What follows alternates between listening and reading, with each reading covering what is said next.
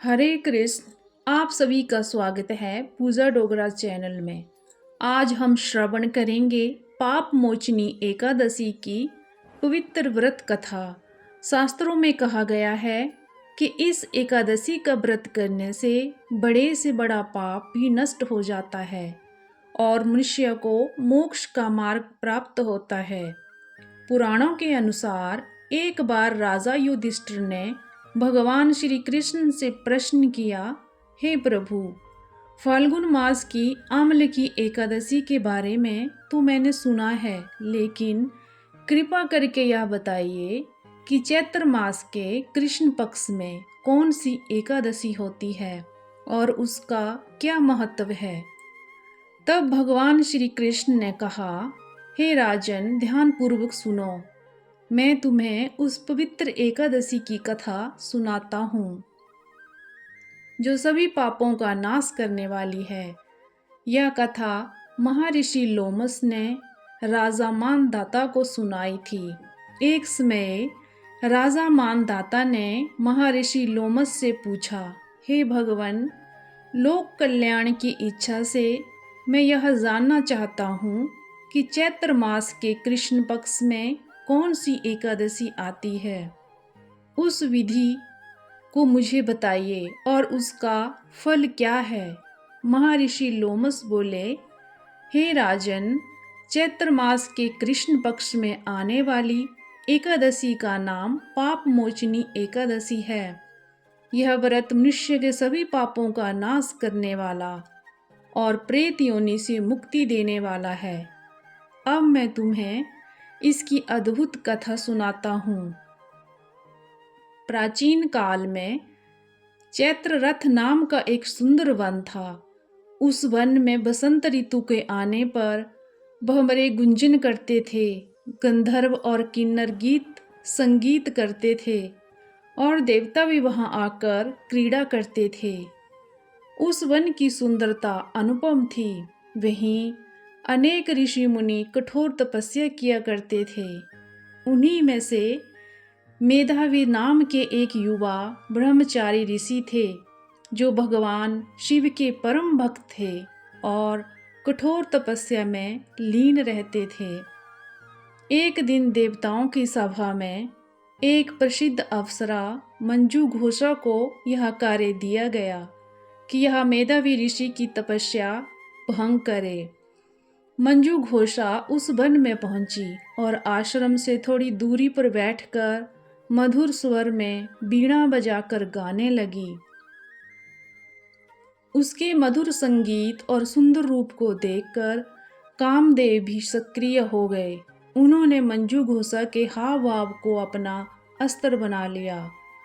उसकी भौहें धनुष बन गई, नेत्र बाण बन गए और उसके सौंदर्य को देखकर मेधावी ऋषि भी मोहित हो गए।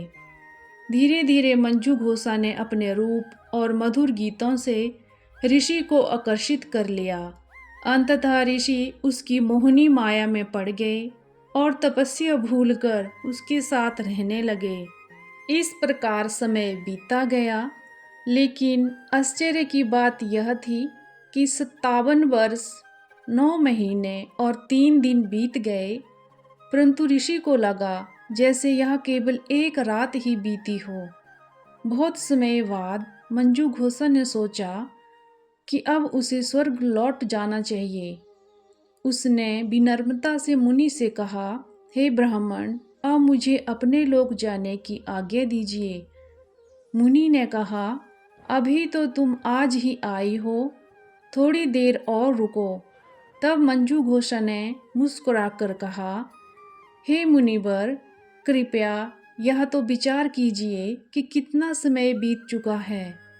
जब मेधावी ऋषि ने ध्यान लगाकर समय की गणना की तो उन्हें ज्ञात हुआ कि इतने वर्षों से वे अपनी तपस्या को भूलकर मोह में पड़े हुए थे। यह जानकर वे अत्यंत क्रोधित हो गए। क्रोध में आकर उन्होंने मंजू घोषा को श्राप दे दिया, हे पापिनी, तूने मेरी तपस्या भंग की है, इसीलिए तू पिशाचिनी बन जा। श्राप सुनकर मंजू घोषा भयभीत हो गई और विनम्र होकर बोली, हे मुनिवर, कृपा करके मुझे इस श्राप से मुक्त होने का उपाय बताइए। तब मुनि का क्रोध शांत हुआ और उन्होंने कहा, चैत्र मास के कृष्ण पक्ष की पाप मोचनी एकादशी का व्रत करो। इस व्रत के प्रभाव से तुम्हारा पिशाचत्व नष्ट हो जाएगा। यह कहकर मुनि अपने पिता च्यवन ऋषि के आश्रम में चले गए और उनसे अपने पापों का प्रायश्चित पूछा। च्यवन ऋषि ने भी उन्हें यही बताया कि पाप मोचनी एकादशी का व्रत करने से सभी पाप नष्ट हो जाते हैं। तब मेधावी मुनि ने श्रद्धा से इस एकादशी का व्रत किया और उनके सभी पाप नष्ट हो गए। फिर वे तपस्या में लीन हो गए। उधर मंजू घोषा ने भी इस व्रत को किया और पिशाच योनि से मुक्त होकर अपना दिव्य रूप प्राप्त कर स्वर्ग लोक चली गई।